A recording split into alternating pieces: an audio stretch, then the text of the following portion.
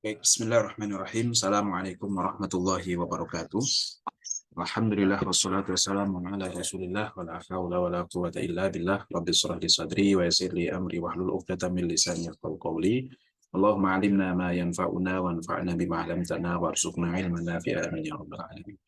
Teman-teman, kelas tafsir yang semoga selalu dalam lindungan Allah Subhanahu wa taala. Alhamdulillah, puji syukur kehadirat Allah atas segala kenikmatan. Semoga Allah senantiasa mengistiqomahkan kita untuk selalu bermajelis, untuk selalu melakukan ta'lim wa ta'allum, ya. Semoga dan Allah memberikan ilmu yang manfaat untuk dunia dan akhirat kita, dan semoga Allah Subhanahu wa taala ridha terhadap apa yang kita lakukan ini. Tak lupa salat serta salam, mari kita sanjung sajikan ke junjungan kita Nabi Agung Muhammad SAW dengan penuh harap semoga kita termasuk umat yang akan mendapatkan syafaat yaumil qiyamah nanti. Amin ya rabbal alamin. Baik teman-teman yang dirahmati Allah, ini kita akan melanjutkan kajian tafsir kita di surah Maryam, yang mana pada kesempatan lalu kita sudah sampai kepada ayat yang ayat yang ke 64 atau 63. Nah, insya Allah kita lanjut ke ayat 64.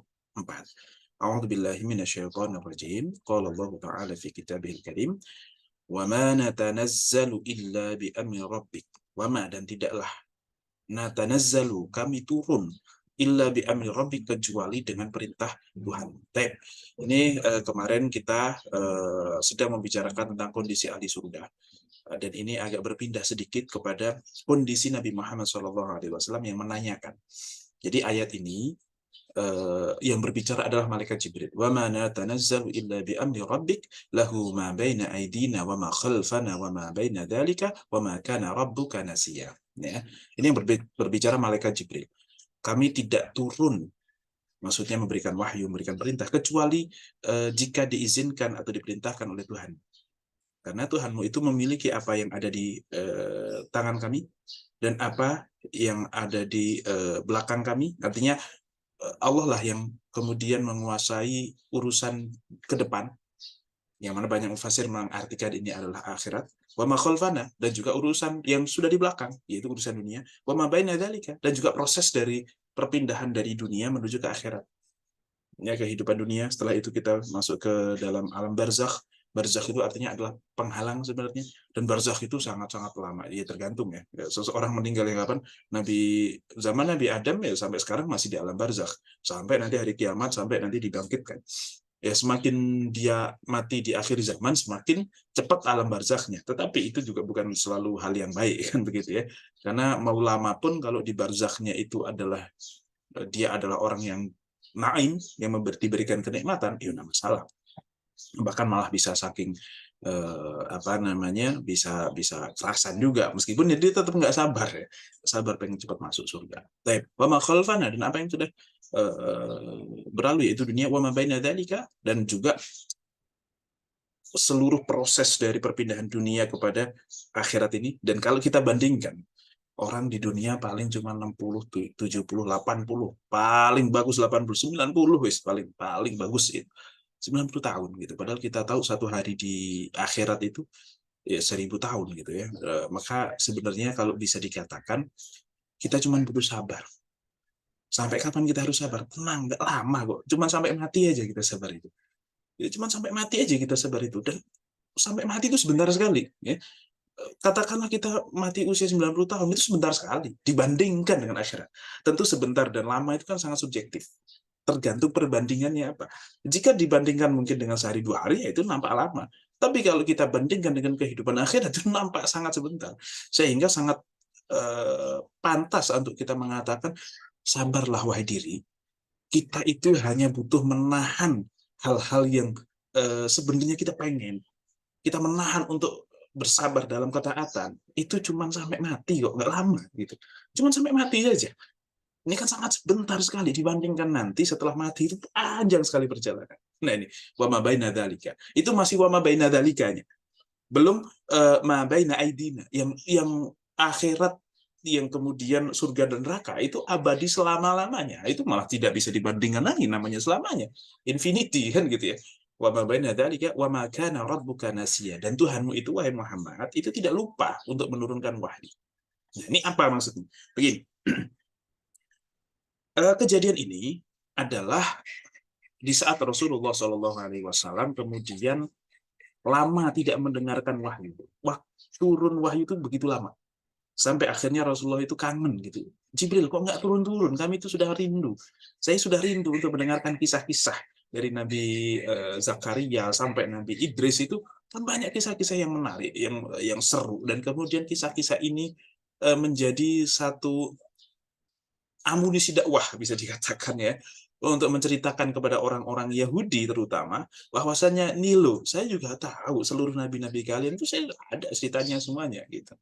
Nah, meskipun Rasulullah adalah seorang ummi, tapi ternyata Rasulullah tahu. Dan keberadaan Rasulullah sebagai seorang yang ummi tidak bisa baca, itu kalau kita melihat sekilas itu satu hal yang buruk, tapi sesungguhnya itu satu hal yang sangat baik dan memang harusnya Rasulullah itu nggak bisa baca. Kenapa? Karena kalau dia bisa baca, maka akan ada pintu celah untuk orang mengatakan, ya dia itu cuma baca buku-buku orang terdahulu, terus cerita aja ke kita, ditambah karang-karang modifikasi sedikit dari dia. Itu sangat mungkin. Tapi karena Rasulullah nggak bisa membaca, orang Yahudi, orang-orang kafir Quraisy terutama ya, sudah, mungkin dia udah baca kan nggak bisa baca, terus dari mana gitu? Masa dia sudah melakukan dari kecil sudah merencanakan konspirasi, aslinya dia bisa baca, terus baca banyak, kemudian dia menyimpan hal itu, dia menyembunyikan bahwa dirinya bisa baca, kemudian ya kan kayak sangat tidak mungkin gitu kan. Nah, jadi keberadaan Nabi Muhammad untuk tidak bisa baca itu jauh lebih baik, dan itu memang harus seperti itu untuk menunjukkan betapa bahwasannya yang dilakukan atau diucapkan Nabi Muhammad itu semuanya dari Allah. Rasulullah itu hanya seorang messenger, hanya seorang penyampai saja. Wa ma 'alaika illal balagh. Yang dilakukan oleh Rasul hanya balagh saja, dan semua yang memang perlu disampaikan disampaikan. Bahkan meskipun itu menyangkut masalah dirinya, masalah keluarganya, bahkan ketika Rasulullah pun dimarahin, diitab, diitab itu ditegur sama Allah pun gitu ya. Itu Rasulullah sampaikan gitu. Nah, ini kan menunjukkan bahwasannya memang apa yang disampaikan Rasul itu bukan dari dirinya. Makanya harus tidak bisa baca gitu, tidak bisa baca, walaupun nanti ada khilaf di antara para ulama apakah kemudian sampai akhir hayat atau sempat sampai bisa baca Rasulullah SAW itu. Tapi ya sebagaimana pas Sulhul Hudaybiyah dan seterusnya itu Rasulullah tetap tidak bisa baca, karena yang nuliskan Sayyidina Ali, terus kemudian dari pihak kafir Quraisy itu siapa begitu, kemudian Sayyidina Ali menulis dari Muhammad Rasulullah gitu kan, kemudian kepada si ini, artinya itu adalah dua pihak yang kemudian melakukan perjanjian. Terus dari pihak kafir Quraisy, ya kami nggak mau kalau tulisannya Muhammad Rasulullah, karena kalau kita mengakui itu Rasulullah ya selesai urusan. Karena tolong coret Rasulullahnya, ganti Muhammad bin Abdillah saja. Tapi Sayyidina Ali nggak mau, nggak bisa gitu kan, nggak mau untuk menghapusnya. Terus Nabi Muhammad, Ali hapus, gitu kan. Ali hapus, nggak Rasulullah, gitu. Jadi kadang membangkang karena etika itu bisa jadi lebih baik. Sebagaimana yang dilakukan Sayyidina Ali. Ini membangkang Rasulullah, kalau bisa dikatakan ya. Rasulullah memerintahkan, Sayyidina Ali tidak mau melakukan. Tapi bukan kan tidak mengikuti Rasulullah, tapi karena beretika ta'aduban. Ya, beretika kepada Rasulullah ya. Engkau memang Rasulullah, saya nggak terima kalau harus menghapus kembali apa itu yang sudah saya tuliskan Rasulullah gitu. Akhirnya ya sudah, kalau kamu tidak mau hapus, ya Rasul pun tidak marah sama Sayyidina Ali, paham bahwa itu adalah cara dia beretika. Nah, ini makanya nanti ini menjadi salah satu dalil bahwasanya apakah pakai Sayyidina di dalam tasyahud itu lebih utama atau tidak. Karena ulama sepakat bahwa yang diajarkan oleh Nabi tidak pakai Sayyidina memang. Nah, tetapi ini sebagai bentuk ta'aduban, itu apakah kemudian dianjurkan atau tidak, ini memang terjadi khilaf akhirnya. Tapi salah satu dalilnya yang mengatakan dianjurkan ya karena bahkan Sayyidina Ali itu membantah, bukan membantah ya, tentu tidak secara kasar, tapi menolak perintah Rasulullah gara-gara pengen beretika kepada beliau. Ya sudah Ali, tolong mana tunjukkan bahwasanya yang menunjukkan Rasulullah itu mana. Ini wahai Rasulullah. Nah, akhirnya Rasulullah pun yang ngapus sendiri gitu. Bukan Ali yang ngapus, tapi Rasulullah yang menghapus. Nah, ini menunjukkan bahwa beliau memang tidak bisa baca sampai saat itu. Dan itu sudah di kondisinya di Madinah itu. Sebelum setelah perang Badar itu ya, mungkin tahun-tahun ke-5 atau ke-4 ya, Allah alam. Nah, Kurang lebih seperti itu.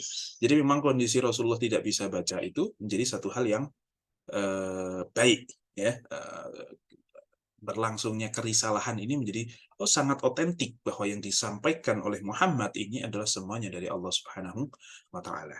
Oke, itu riwayat yang pertama. Riwayat yang kedua mengatakan bahwasanya Rasulullah Shallallahu alaihi wasallam itu ketika ditanya oleh orang kafir Quraisy, kemudian orang kafir Quraisy ini kan mendapatkan ide-ide dari orang-orang Yahudi yang ada di kota Makkah. Ini kan gabungan dengan surat Kahfi segala macam gitu. Nah, yang ada di kota Madinah, maaf. Nah, orang-orang kafir Quraisy Makkah ini kan datang ke orang Madinah, terus ini kalau memang dia nabi, dia pasti bisa jawab ini gitu kan. Pertanyaan tentang Ashabul Kahfi, tentang Dzulqarnain, dan juga tentang Ar-Ruh. Kan tiga hal itu surat Al-Kahfi itu diturunkan. Nah, salah satunya ini ya. Terus Rasulullah itu mengatakan, oke, saya akan kabarkan kepada kalian besok. Rasulullah itu tidak mengucapkan insya Allah. Ya, wala taqulu li syai'in inni fa'ilun dzalika ghadan illa ayyasha Allah. Kan itu surat Kahfi. Akhirnya setelah itu kan Rasulullah dipending wahyu sampai 40 hari.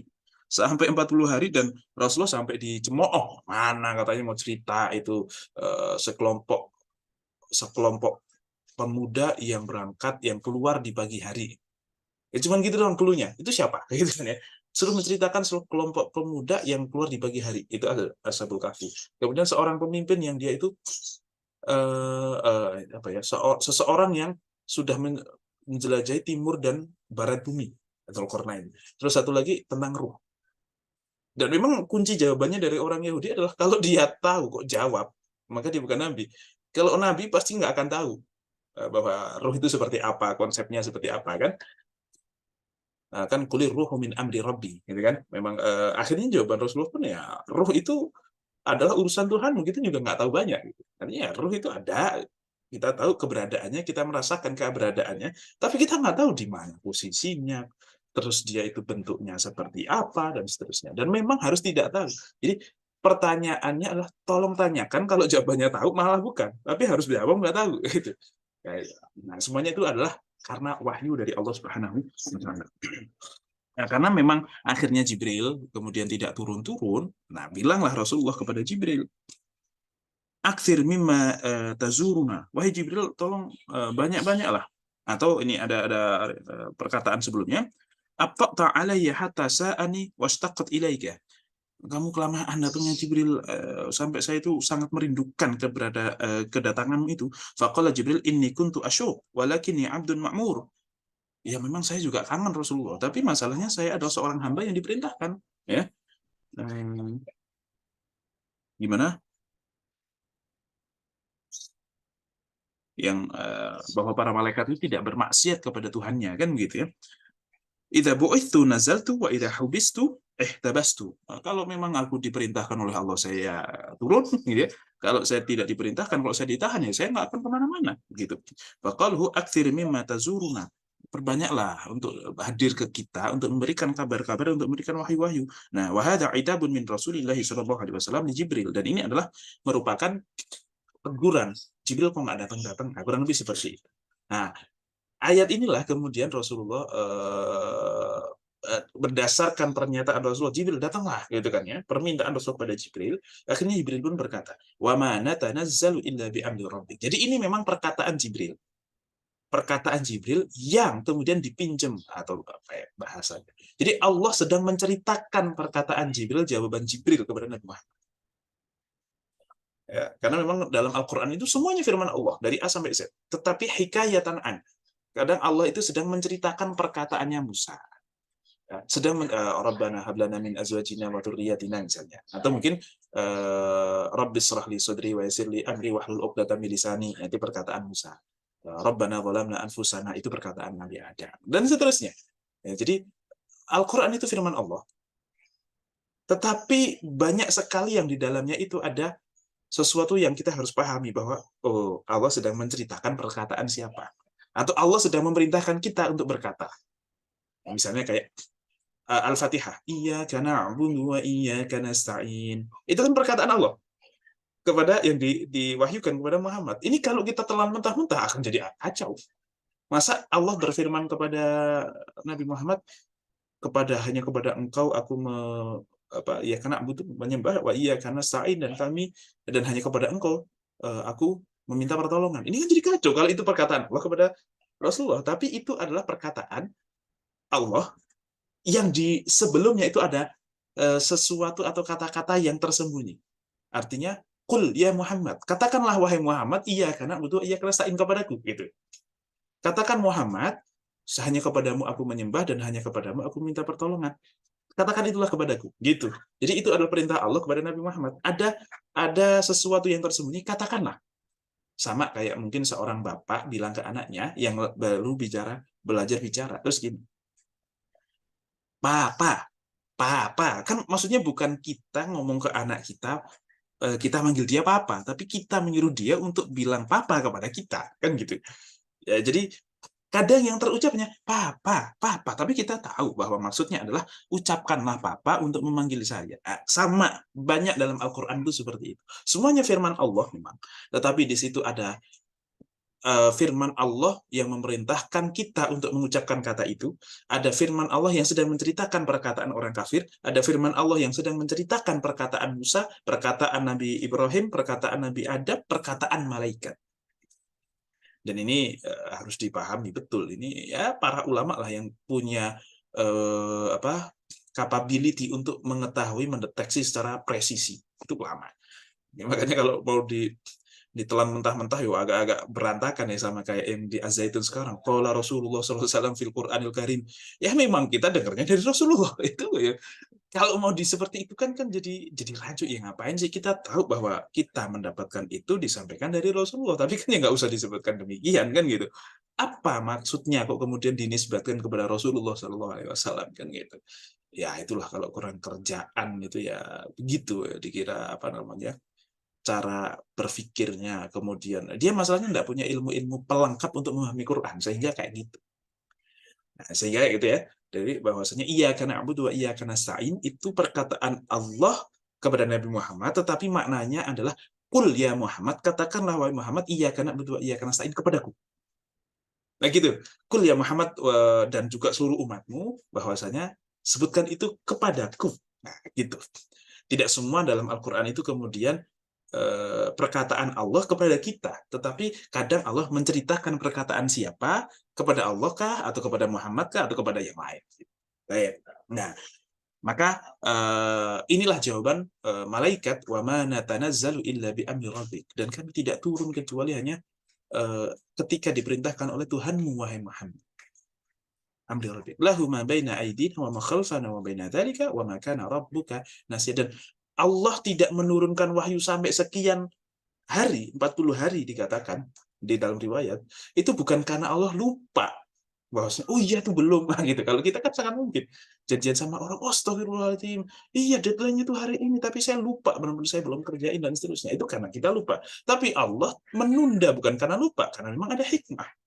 Ya, mungkin pelajaran dan seterusnya, bahwasanya kita perlu untuk mengucapkan insya Allah dan seterusnya, bahwa segala sesuatu itu tahta masyiatillah, lahu ma baina aydina wa ma khalfana wa ma baina dzalik. Memang semuanya itu milik Allah gitu. Jadi yang apa yang akan terjadi itu yang milik Allah, kita tidak bisa kemudian merekayasanya. Apa yang sudah terjadi juga milik Allah, ya. Dan semuanya itu adalah milik Allah. Sehingga kalaupun kita mau, ya kalau Allah tidak mau ya nggak akan pernah terjadi, meskipun kita mau. Meskipun sebenarnya itu di bawah kendali kita. Saya mau besok pagi bangun pagi. Ya kalau Allah nggak mau ya nggak bangun pagi. Meskipun itu tubuh kita sendiri, gitu. Nah, jadi kadang kita pun dengan diri kita tidak bisa mengontrol kan. Itu saking lemahnya kita, saking kita itu butuh kepada Allah, dan saking Allah itu menguasai segala hal dari yang di situ ada ibaratnya, memang katakanlah seluruh alam, katakanlah itu kendali Allah, iya. Tapi kalau kita pun kendalinya Allah, kita itu termasuk alam. Gitu. Oke. Nah, kemudian Rabbus samawati wal ardi wa ma bainahuma fa'budhu wastabir li'ibadatihi. Allah itu Tuhan langit dan bumi, yang memiliki langit dan bumi, wa ma bainahuma, dan segala apa yang ada di langit dan bumi. Ini untuk menunjukkan keseluruhannya. Bahwa kita tahunya bumi itu hanya salah satu planet, ya maksudnya bukan cuma bumi ini, berarti kalau Mars, Pluto dan seterusnya bukan milik Allah, enggak juga. Ini untuk menunjukkan Langit, bumi, dan segala hal. Semuanya, untuk menunjukkan keseluruhan, semuanya itu adalah milik Allah. Rabbus samawati. Tuhan, Allah itu adalah Rabb. Rabb itu artinya yang punya, yang menciptakan, yang ngatur, dan segalanya.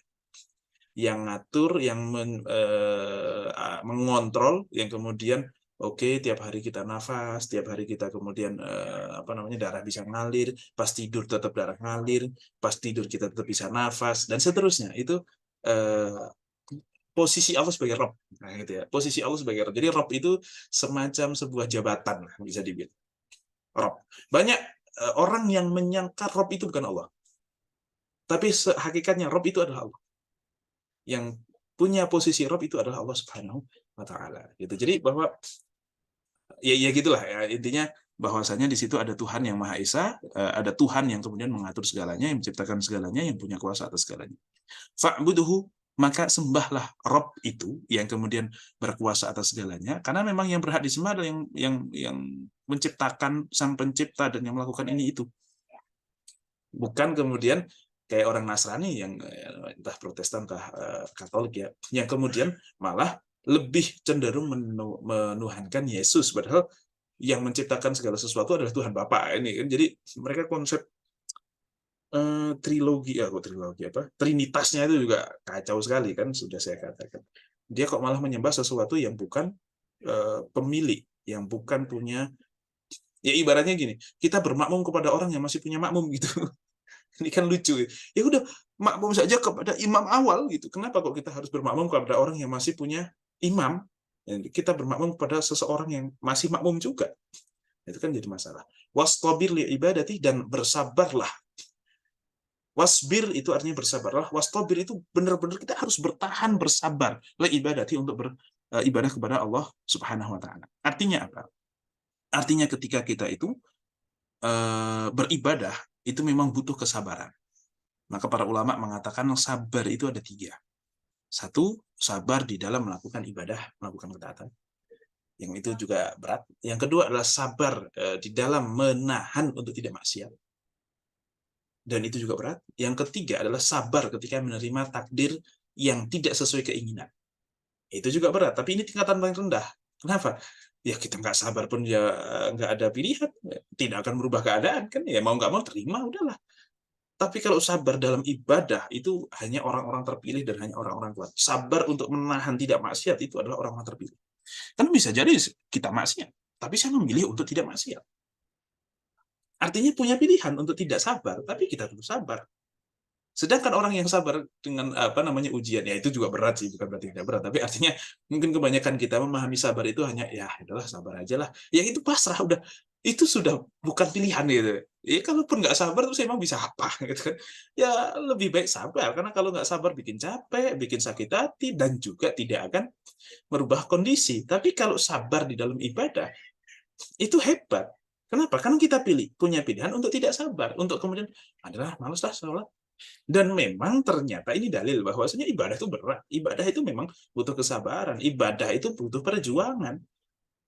Ya itu nggak usah kok kemudian siapapun gitu ya.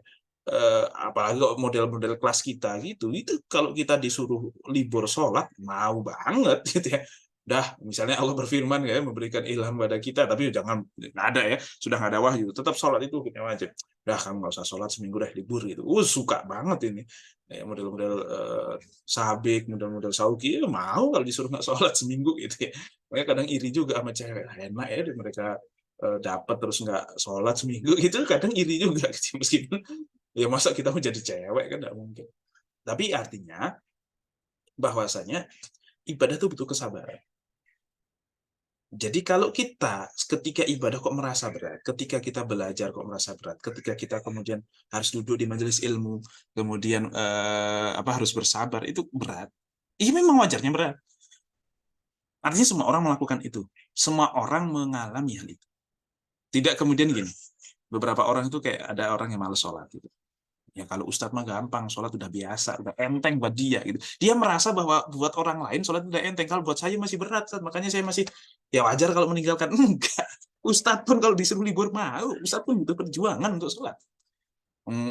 Enggak usah Ustadz, seorang misalnya kayak Imam Al-Ghazali. Imam Ghazali itu pernah bertanya, kemudian dijawab dengan dirinya sendiri. Apa hal yang paling ringan di dunia ini? Yang paling ringan di dunia ini bukan kapas, bukan sebiji sawi, bukan kertas, tapi apa? Yaitu meninggalkan sholat. Artinya seorang Imam Ghazali saja butuh perjuangan, butuh bahwasanya melakukan sholat itu berat, meninggalkan sholat itu ringan. Seorang Imam Ghazali yang sudah tidak cinta dengan dunia, yang kemudian di akhir hayatnya tuh beliau bener-bener oke, berarti cuma dunia itu hakikatnya cuma gini-gini saja dan seterusnya itu loh. Yang sudah sampai sekelas itu pun sholat masih berat. Jadi memang kita butuh kesabaran. Kalau teman-teman kok kemudian pas ngaji, aduh, males banget ini, sabar, tahan. Untuk menjadi hamba yang baik harus butuh kesabaran. Itu dialami siapapun, siapapun, siapapun itu. Nggak cuma, wah kalau ustaz memang profesinya ustaz ngajar ya enak aja. Enggak juga. Saya kalau boleh libur pengen juga. Artinya nggak ngajar itu senang juga. Satu libur ya oke, siap gitu, kadang senang, tapi kita butuh keistiqomahan dan semoga Allah memberikan kita kesabaran dalam ibadah, memberikan kita keistiqomahan di dalam beribadah gitu ya, kekuatan keistiqomahan. Makanya Allahumma a'inni ala dzikrika wa syukrika wa husni ibadatik, itu doa yang tidak boleh kita tinggal gitu. Allahumma a'inni ala dzikrika, ya Allah berilah pertolongan kepadaku ala dzikrika, untuk selalu ingat, a'inni ala dzikrika wa syukrika, supaya aku terus bersyukur, husni ibadatik, dan juga supaya kalau saya bersyukur itu ibadah juga akan jadi baik gitu. Kita akan enak kalau ibadah kok atas landasan syukur, itu jadi semangat, jadi senang, jadi enak. Artinya seluruh ibadah apapun kebaikan yang kita lakukan itu bersumber dari Allah, maka jangan sampai ujub. Itu semuanya dari Allah. Tapi kita harus bersyukur. Alhamdulillah kita dikasih kenikmatan untuk ibadah yang tidak semua orang dikasih kenikmatan. Hal ta'lamu lahu samia. Apakah engkau mengetahui baginya yang menyamainya? Ya, artinya apakah ada orang lain yang kemudian Rabbus samawati wal ardi wa ma bainahuma dan seterusnya, lahu ma baina aidina wa ma khalfana wa ma baina dzalika dan seterusnya. Apakah ada orang lain yang memiliki kekuasaan, kemampuan, dan secara fakta dia itu memiliki segala hal yang ada di muka bumi ini? Nah, ada. Itu semuanya milik Allah Subhanahu wa taala. Baik. Oke, kemudian yang berikutnya, wa yaqulul insan, dan berkatalah manusia. Wa yaqul al-insan. Siapa al-insan di sini? Ini al di sini, al itu ada dua jenis, satu al lil ahdi, satu al lil istighraqil jinsi. Al lil ahdi itu artinya dan berkata orang tersebut. Nah, orang tersebut berarti kan sudah tertentu. Sudah tertentu. Kalau alnya di sini adalah al lil ahdi, artinya kayak the, dan orang itu. Nah, itu sudah tertentu. Sebagian ulama mengatakan ini adalah al lil ahdi. Ada sebagian orang kafir Quraisy yang mengatakan. Tapi juga ada yang mengatakan bahwasanya al sini al lil jinsiyah. Artinya dan berkatalah manusia. Artinya seluruh manusia itu punya kecenderungan untuk menanyakan hal ini, untuk kemudian mengungkapkan hal ini, meskipun terucap di mulut ataupun tidak. Wa yaqulul insan, dan manusia itu berkata. Nah, kalaupun itu adalah orang tertentu, siapakah mereka? Nah, dikatakan di sini ada beberapa riwayat ya. Ada yang mengatakan dia adalah Ubay bin Khalaf. Ada yang mengatakan dia adalah Al-Walid ibn Al-Mughirah. Itu orang kafir, pengikutnya orang kafir ya, orang Quraisy. Kemudian ada yang mengatakan itu adalah Abu Lahab. Mengatakan apa? Aidza ma mittu la sawfa ukhraju hayya. Aida, apakah apabila apakah ketika mitu aku mati, la sawfa ukhraju hayya, nanti aku bakalan dikeluarkan lagi. Kalau saya mati akan dikeluarkan lagi. Tentu ini pertanyaan bukan bertanya. Ini pertanyaan untuk mengejek, untuk mengingkari. Masa saya kalau udah mati? Ya gitu kan. Karena pertanyaan itu nanti ada banyak ininya. Ada banyak motifnya kan. Ada pertanyaan memang mau nanya, ada pertanyaan yang memang ngetes, ada yang pertanyaan yang memang mau mengejek untuk mengingkari. Memang bisa begitu. Nah, nanti kan untuk menunjukkan bahwa nggak bisa gitu kan. Atau mungkin untuk ngetes. Ngetes juga bisa jadi ya, pertanyaan seorang murid kepada guru misalnya itu ngetes juga bisa jadi. Atau memang muncul pertanyaan. Oh, kita itu mau besok berarti dibangkitkan ya kita ya. Nah, gitu. Itu kan memang mungkin pertanyaan untuk bertanya bahwa dia tidak tahu untuk mencari informasi kan gitu. Jadi pertanyaan itu motifnya banyak. Nah, ini adalah pertanyaan untuk mengingkari. Dan dikatakan bahwasanya Al-Walid ibn Al-Mughirah itu kemudian membawa tulang belulang manusia atau mungkin hewan gitu yang kemudian sudah rapuh, kemudian sama dia itu dipatah-patahkan, dipotong-potong, kemudian berkata kepada Muhammad, "Aidza ma mitu la sawfa ukhraju hayya." Kalau udah mati kayak gini masa kita dibangkitkan lagi? Gitu. Artinya dia mengingkari proses kebangkitan. Dan ini banyak menjadi pertanyaan banyak orang sekarang, menjadi keyakinan banyak orang sekarang bahwa kalau udah mati ya udah lah. Sebenarnya mereka pun juga kayaknya nggak yakin-yakin, terutama orang-orang ateis zaman sekarang itu nggak yakin-yakin. Cuman kalau mereka kok harus meyakini bahwa kita nanti dibangkitkan lagi, maka akan membatasi banyak hal dari kehidupan kita. Konsekuensi daripada kesimpulan keyakinan itu akan menjadikan kita berarti kita harus mempersiapkan kehidupan setelah mati dong. Nah, itu akhirnya kan akan membatasi kehidupan mereka. Itulah yang mereka males. Artinya sebenarnya secara logika mereka itu punya keyakinan itu. Secara logika mereka punya kemampuan untuk sampai kepada keputusan itu, untuk sampai mikir kepada hal itu.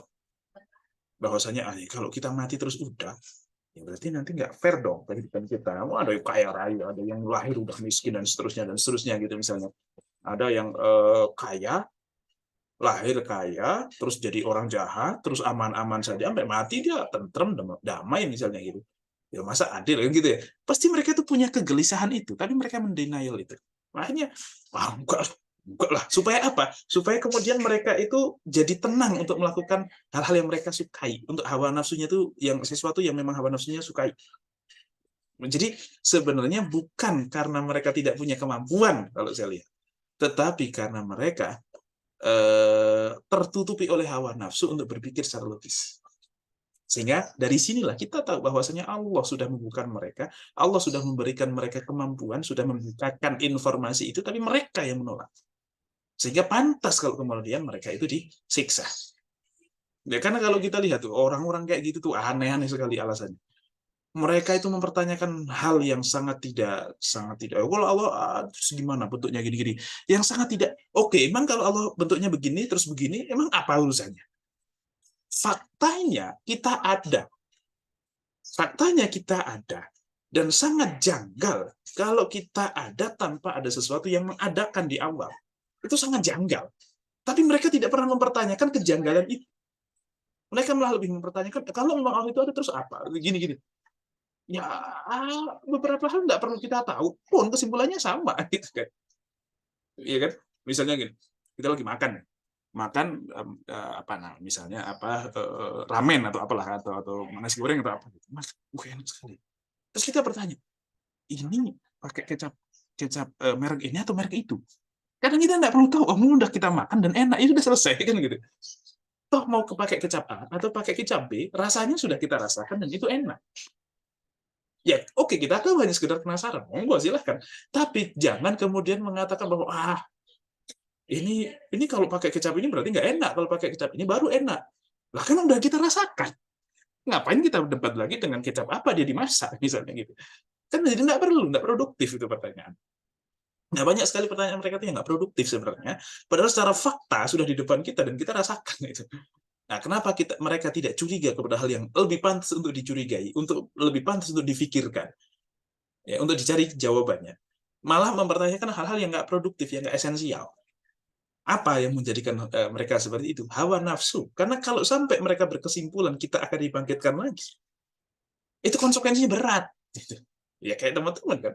Waduh, besok ada akhirat, ada ini, ada hisab, harus begini, harus begitu, dan seterusnya. Kita punya kewajiban ini, kita punya aturan ini, punya aturan itu. Yang lain itu ya pacaran, zina, apa segala macam, santai-santai saja, mabuk-mabuk aja, dan seterusnya. Sedangkan teman-teman itu berjihad, sabar dalam ketaatan, menahan diri dari hawa nafsu, dan seterusnya. Ya kan gitu, kan seperti itu. Nah, itu konsekuensi yang tidak mau mereka lakukan kalau berkesimpulan seperti itu. Ya, saya lihat kebanyakan demikian. Bukan karena tidak paham, tapi denial. Oke. Kemudian Allah jawab, apakah kami akan dibangkitkan ketika sudah mati, sudah dalam kondisi rapuh dan hancur seperti ini? Gitu. Apa Allah jawab? Awala yadhkurul insanu. Apakah orang itu tidak pernah berpikir? Nah, nanti ada dua qiraat. Ada yadzakkaru, ada yadhkuru. Kalau yadhkuru itu artinya ingat. Kalau yadzakkaru, awala yadzakkarul insanu. Nah, ada dua qiraat. Yadzakkaru artinya berpikir, kalau yadzkuru artinya ingat. Emang orang itu nggak ingat ya? Anna khalaqnahu min qablu wa lam yaku syai'a, bahwasanya kami telah menciptakan mereka dalam kondisi sebelumnya itu tidak pernah ada. Mereka nggak pikir ya, atau mereka nggak ingat ya. Ini kan sebuah dalil, sebuah hujjah, cara untuk kemudian memberikan pemahaman kepada kita, bu mikir gitu. Jadi Al-Quran itu memang kitab hidayah, menjadikan kita orang yang berpikir dan paham. Ya, tetapi dia akan kelihatan mukjizatnya bagi orang yang paham, bagi orang yang berpikir. Kalau yang nggak mau berpikir, nggak mau mendalami, Al-Quran tidak akan terlihat mukjizatnya. Gitu. Awalayakurul insan. Nah, mukjizatnya Al-Quran itu adalah memaksa orang untuk paham, untuk tahu bahwasanya ada Tuhan, ada Allah, dan memang kita itu adalah manusia hamba yang punya kewajiban dan hak, tanpa harus memperlihatkan hal-hal yang khariqun lil 'adah.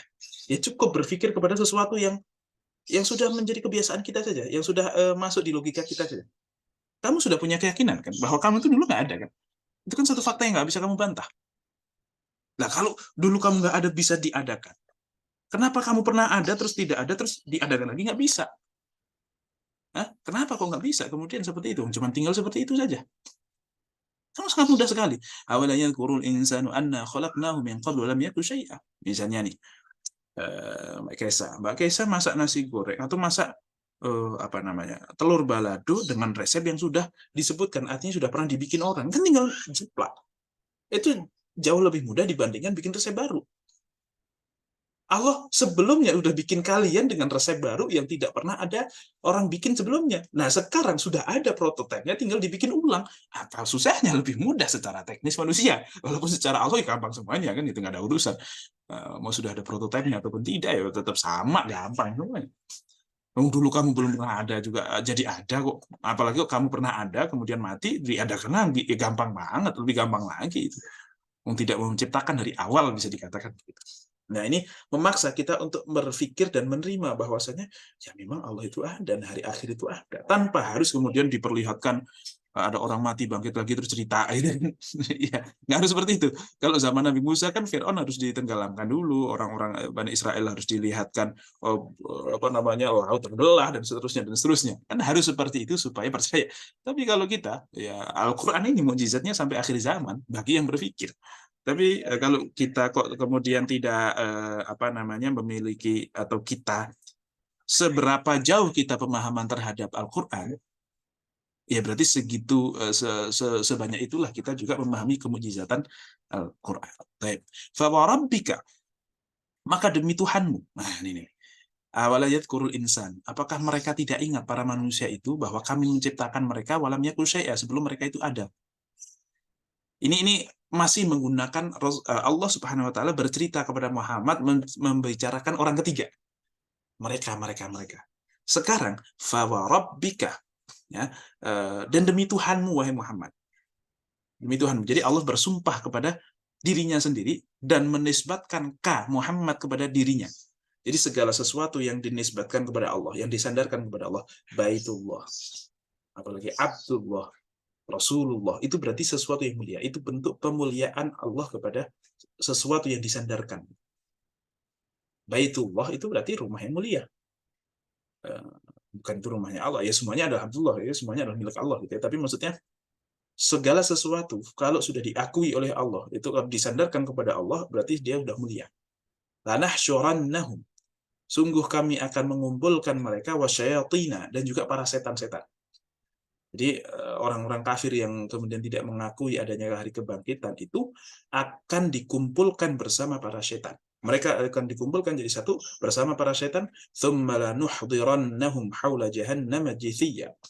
Kemudian kami akan datangkan mereka di sekeliling jahanam dalam kondisi berlutut. Nah, kami akan kumpulkan mereka dan setan-setan. Jadi kenapa kok dikumpulkan dengan setan? Untuk menghinakan mereka. Untuk menghinakan mereka, kita tahu setan adalah makhluk terburuk dan mereka berada di jajaran setan. Artinya mereka sama kayak setan, sama buruknya. untuk penghinaan buat mereka. Lanahsyurannahum wasyayatina tsumma lanuhdirannahum. Kemudian akan kami hadirkan, datangkan mereka di sekeliling jahanam. Ada yang mengatakan ini haula itu maksudnya dakhila jahanam, di dalam jahanam, jithiya, dalam kondisi berlutut. Nah, berlutut di sini adalah ya lutut, ya berlutut itu bukan yang berdiri di atas lutut ya, tapi lebih kepada dia jongkok kemudian nggak tenang gitu loh. Duh, nunggu nggak tenang, panik dan seterusnya. Wah, gini. Nah, gitu. Haula jahannam jithiya. Thumma lananzi'anna min kulli syi'atin ayyuhum asyadu 'ala ar-rahmani 'itiyya. Nah, kemudian kami akan tarik dari min kulli syi'atin. Nah, ini sebelum masuk ke situ. Haula jahannam jithiya. Jithiya itu artinya apa? Berlutut. Satu jithiyah itu adalah berlutut. Nah, ada arti yang lainnya mengatakan jithiyah itu artinya jami'an. Semua orang kafir itu akan dikumpulkan jadi satu. Jithiyah itu artinya bersama semuanya. Ada yang mengatakan jithiyah itu artinya jama'atin. Artinya berkelompok-kelompok. Jadi orang kelompok kafir ini, semua masing-masing itu ada kelompoknya, tapi dikumpulkan jadi satu di jahanam. Setan kelompok sendiri, semuanya dikelompokkan, tapi mereka dalam satu derajat yang sama. Jelek semuanya, cuman dikelompok-kelompokkan ya supaya mereka tuh berantem gitu ya, karena mereka nanti juga akan salah-salahan gitu. Apa namanya, kita tahu nanti mereka akan salah-salahan, misalnya ya antar mereka dengan setan misalnya. Idz qala lil insani kfur, ya, para setan itu berkata kepada manusia, kufurlah kalian kepada Allah. Falamma kafaro, tapi ketika mereka kufur, orang-orang kafir ini kemudian akhirnya mengikuti apa kata setan, qala inni bari'um minka. Setan itu bilang, aku berlepas diri ya, aku nggak ikut-ikutan gitu ya. Inni akhafullaha rabbal alamin. Aku takut kepada Allah. Itu yang kurang ajar setan itu. Jadi ini kayak provokator, tapi giliran sudah kena batunya, wah saya nggak ikut-ikutan, saya juga nggak ikut kok, ini dia tuh yang begitu gitu. Itu kurang ajarnya seperti itu. Nah, atau mereka juga antar mereka pun dikumpulkan supaya mereka juga saling salah-salahan. Ya, mereka akan saling salah-salahan. Ya, ittabaru alladzina tubi'u minal ladzina taba'u wa ra'awul 'adzaba wa taqatta'at bihimul asbab. Ya, ketika orang-orang yang diikuti itu berlepas diri dari orang-orang yang mengikutinya, dan mereka melihat siksa, wa ra'awul 'adzab wa taqatta'at bihimul asbab, dan hubungan mereka itu terputus sama sekali. Wa qala alladzina tubi'u law anna lana qarratan fanatabarra'a minhum. Dan berkatalah orang-orang yang mengikuti, seandainya kami itu dapat kembali ke dunia, pasti kami akan berlepas diri dari mereka. Artinya kami tidak akan ikut mereka. Wah, itu nggak ikut mereka. Karena tabar umina, sebagaimana mereka juga berlepas diri dari kita saat ini. Gitu. Nggak tahu, jauh banget sih, kurang ajar. Terus, ya Allah, tolong berikan dia adab yang pedih. Karena dulu mereka adalah yang menyesatkan kami. Nah, maka dia dikasih adab yang pedih, dan orang yang ngomong begitu dikasih lebih pedih lagi. Gitu. Kadzalika yurihimullahu a'malahum hasaratin 'alaihim wa ma hum bikharijina minan nar. Seperti itulah Allah kemudian memperlihatkan amalan mereka, dan mereka itu sangat menyesal di situ, dan mereka tidak akan dikeluarkan dari api neraka, dan seterusnya seperti itu. Ya, orang yang lemah kemudian menuntut yang kuat, dulu kami cuma ikut-ikutan mereka, ya Allah gini dan seterusnya. Berikan azab kepada mereka yang lebih pedih daripada kami, dan seterusnya. Ya, saling salah-salahan, apalagi yang kemudian sudah mereka bisa mereka lakukan. Nah, jadi JV ya di sini adalah satu, dalam kondisi berlutut tidak tenang, ya, karena memang kondisinya sangat mencekam saat itu dan akan terus mencekam buat mereka. Yang kedua adalah dalam kondisi mereka itu semuanya. Yang ketiga adalah dalam kondisi mereka itu kelompok-kelompok. Kemudian kami akan tarik min kulli syi'atin, dari setiap kelompok. Nah, ini menguatkan bahwasanya mereka itu berkelompok-kelompok. Min kulli syi'atin, dari setiap golongan, ayyuhum asyadu 'alal rahmani 'itiyya. Mana yang lebih durhaka kepada Allah, kepada Ar-Rahman. Jadi dari masing-masing satu itu diambil. Oh, ini paling belangsat. Taruh paling dalam. Begitu, ibaratnya malaikat mengambil. Oh, ini. Jadi satu-satu diambil dalam kondisi mereka menyaksikan. Coba gimana? Dan mereka tahu bahwa mereka juga akan dieksekusi, tapi cuma nunggu giliran aja. Gimana nggak panik, coba? Gimana nggak sedih, dan itu satu hal yang sangat-sangat tidak bisa dibayangkan bahwa itu adalah kondisi yang sangat mengerikan. Kita melihat orang-orang yang dulu kawan kemudian jadi berantem, kemudian melihat mereka kemudian dimasukkan ke neraka satu-satu, disiksa, mereka pun teriak-teriak, nggak bisa ngapa-ngapain. Mau menyalahkan dia pun dalam kondisi tidak bisa apa-apa. Menyalahkan juga nggak tambah apa-apa. Ya, kita juga sangat menyesal kenapa ikut dia, dan seterusnya.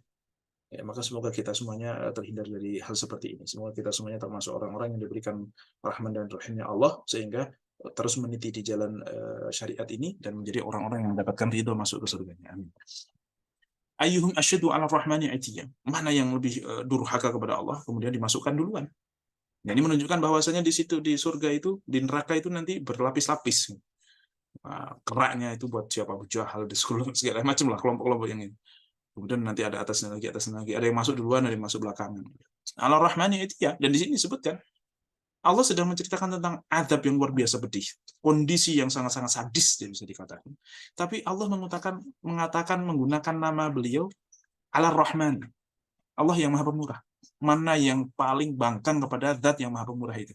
Untuk menunjukkan, kalau sampai Allah yang maha pemurah saja marah, artinya mereka udah kelewatan batas. Memang udah betul-betul kurang ajar. Ya kayak Abu Lahab, Abu Jahal, terus kemudian Al-Walid ibn Al-Mughirah. Itu sebenarnya mereka tuh mengakui loh Muhammad itu adalah Rasulullah. Tapi cuman karena gengsi aja. Nah, cuman masalah gengsi kok bisa menghalangi hidayah, itu kan rugi banget tuh. Kok kemudian kita membelokkan logika kita hanya gara-gara gengsi. Itulah yang membuat Allah murka kepada mereka. Urusan gengsi, urusan malu kepada orang kok jadi mengorbankan hak Allah lah. Kok kemudian mengorbankan posisi Allah? Aku mendingan nggak usah mengakui Allah deh. Yang penting saya diakui orang. Dan banyak yang seperti itu sekarang.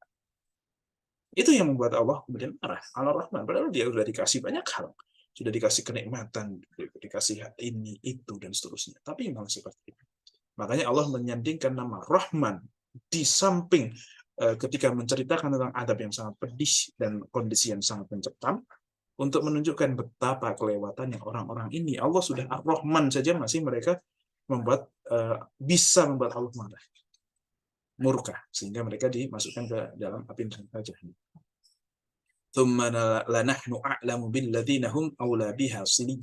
Kemudian kami itu a'lamu, lebih mengetahui siapa yang lebih patut untuk dimasukkan ke dalam api neraka duluan.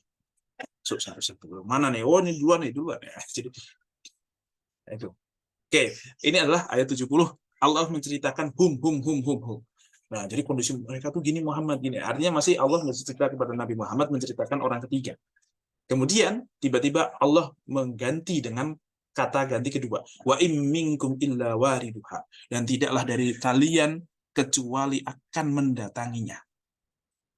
Ini menunjukkan bahwasanya tadi adalah cerita tentang orang-orang kafir Quraisy, tentang kafir-kafir lah begitu ya secara umum. Wa in minkum illa wariduha. Kemudian Allah berfirman, dan semua dari kalian itu pasti akan melewati jahanam itu. Kalian berarti tidak hanya orang kafir, tapi semua orang yang soleh, yang nggak soleh, semuanya akan melewati. Dan ini nanti ada dua pendapat. Wa in minkum illa wariduha. Ini kayak Nabi Idris ya, bahwasanya masuk neraka itu wa in minkum illa wariduha itu ada dua. Ada yang mengatakan ini adalah siratal mustaqim. Siratal mustaqim itu satu jembatan yang ada di atas neraka jahanam. Yang mana katanya tipisnya itu lebih tipis, asyaqqu minasya'rah wa adaqqu minasayf. Tipisnya lebih tipis daripada rambut, wa adaqqu, dan lebih tajam daripada pedang. Tipis itu. Tapi ya itu nggak jadi masalah buat orang Islam. Karena nanti ada yang cuman sekelibatan mata sampai, ada yang kemudian dia seperti angin berhembus cepat banget, ada yang kemudian seperti kuda yang berlari sangat kencang, ada seperti onta, ada yang seperti berlari, ada orang seperti berjalan, ada yang mungkin tertati-tati, ada yang merangkak ya. Dan nanti manusia itu akan ketika melewati itu bercahaya. Ya, semua kita mendapatkan cahaya itu bercahaya. Nah, kalau cahaya kita bercahaya itu, api tidak akan melahap kita sama sekali, akan kalah dengan cahaya kita. Wah, sampai neraka itu bilang begini, wahai manusia, cahayamu itu sudah mengalahkan, sudah mematikan lahapku. Lahap itu bara apinya. Itu sudah akan termatikan oleh cahayamu. Jadi cahaya kita, ya semoga kita termasuk orang-orang itu akan mengalahkan sehingga api itu tidak bisa menjangkau kita. Semoga kita selamat dari sini. Dan semua orang itu akan lewat. Ya, para anbiya, para nabi itu ya lewatnya langsung nyampe kan gitu ya. Ya semoga kita termasuk yang cepat lah, meskipun yang nggak cepet-cepet amat. Dan Yang mengatakan bahwa ini adalah siratal mustaqim itu mengatakan bahwasanya yang melewati itu hanya orang-orang beriman saja. Karena orang kafir udah masuk tanpa harus ke situ, lewat situ. Dan orang yang beriman itu nanti hasilnya ada 3. Ada 1 lewat dengan selamat, ada yang lewat tapi dengan luka-luka karena di antara ya itu kan setajam pedang, tipis dan seterusnya, dan di samping-sampingnya itu ada kayak benteng Takeshi itulah mungkin ya. Benteng Takeshi itu kan bola yang kita lewat satu jembatan terus ada bola gini-gini atau dilemparin gitu-gitu kan. Nah, kalau itu tuh apa ya kayak pancing dari besi gitu. Set set set gitu. Itu besi. Ada yang lewat tapi tercabik-cabik gitu. Ada yang lewat tapi tercabik-cabik ya. Ada yang kemudian harus mampir neraka dulu kan jatuh. Ya semoga kita termasuk bukan yang mampir ya. Dan jangan yang tercabik-cabik juga, kalau bisa selamat lah meskipun ya agak-agak cuma jalan kaki atau mungkin lari dan seterusnya, tapi yang penting selamat lah gitu. Wa in minkum illa warido, semuanya akan masuk ke situ, akan melewati itu. Ada yang mengatakan melewatinya.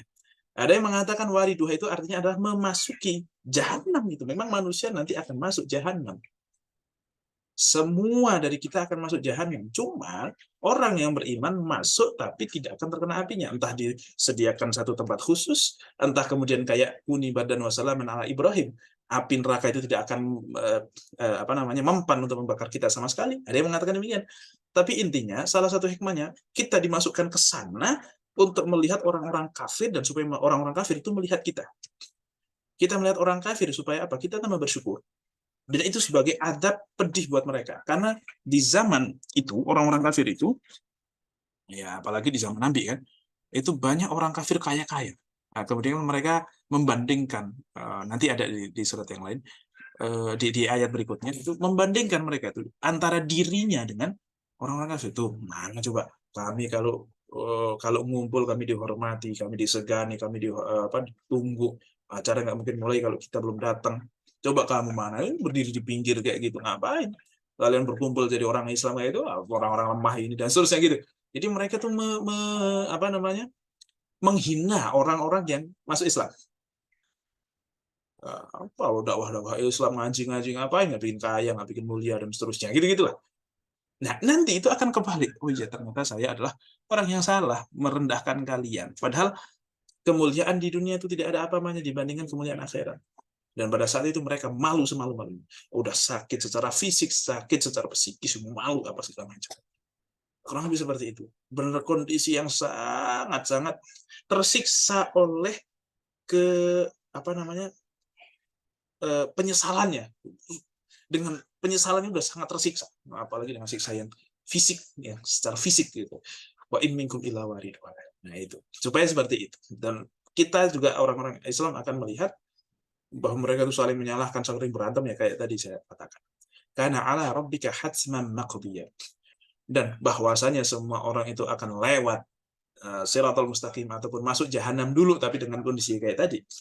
Itu adalah ala rabbika adalah sesuatu ketetapan yang sudah dipastikan, yang sudah diputuskan, tidak bisa di cancel. Semua itu akan melakukan itu, akan melewati itu. Sehingga Nabi Idris kan salah satunya, saya pengen masuk neraka dulu kan gitu ya. Supaya wa in minkum illa waridha, saya pernah melakukan hal itu. Nah, tetapi tsumma nunajjil ladzina taqaw wa nadharu zalimina, kemudian kami menyelamatkan orang-orang yang bertakwa dan kami membiarkan orang-orang yang zalim. Zalim itu siapa? Zalim itu orang-orang kafir, fiha jathiyah. Di dalamnya dalam kondisi berlutut, dalam kondisi tidak berdaya. Jadi semuanya akan wa in minkum illa wariduha, ya. Kana rabbuka kana ala rabbika hatsman maqdiya thumma nunajjil ladzina taqaw wa nadharu zalimina fiha jathiyah. Kami akan membiarkan orang-orang yang zalim itu di dalamnya dalam kondisi terlutut, dalam kondisi sangat-sangat menyesal dan seterusnya. Itu adalah surah Maryam sampai ayat ke-72.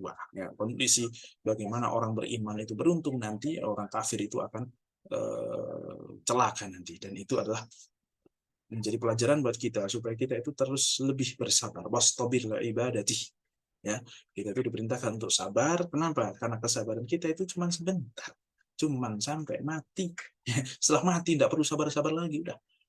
Semuanya udah boleh. Kalau kita memang orang yang beruntung bisa melakukan banyak hal. Nah, semoga kita termasuk orang itu, bukan orang yang kemudian menyesal dan kemudian di situ dikekang, disiksa, menyesal yang luar biasa. Waliyadzubillah. Semoga kita semuanya menjadi orang-orang yang beruntung itu. Allah a'lam bishawab. Ini mohon maaf ternyata satu yang tidak bisa, ahad saya juga tidak bisa, ya. Maka saya rekamkan dulu, semoga kita istiqomah dan semoga tidak mengurangi kekhusyuan kita dalam belajar, semoga tetap dapat ilmu yang bermanfaat. Oke, baik. Untuk nanti pertanyaan mungkin bisa disampaikan lewat WhatsApp, nanti insya Allah akan saya jawab. Insya Allah. Allah a'lam bishawab. Terima kasih teman-teman yang dirahmati Allah. Semoga kita diridhoi oleh Allah Subhanahu wa taala. Wal afu minkum billahi taufiq wal hidayah. Wassalamualaikum warahmatullahi wabarakatuh.